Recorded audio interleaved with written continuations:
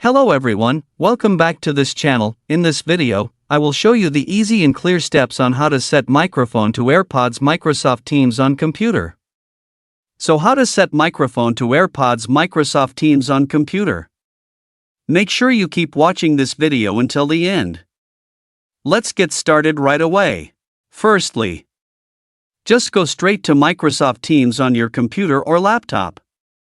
And this is the initial display on Microsoft Teams. To set microphone to AirPods, just point the cursor to the upper right corner of the screen. Here there is a three-dot icon. And tap. Here a scrolling menu will appear.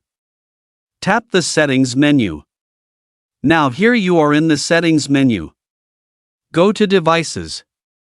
This is already in the Devices menu. And there are several menu options.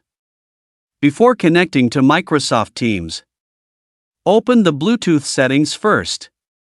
Now connect to your AirPods. And go back to Microsoft Teams again. Now in the microphone section, tap next to it.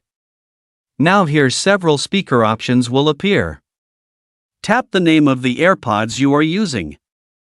So that's it, tutorial how to set microphone to AirPods Microsoft Teams on computer. Thank you for watching. I hope this video is useful. See you in the next video.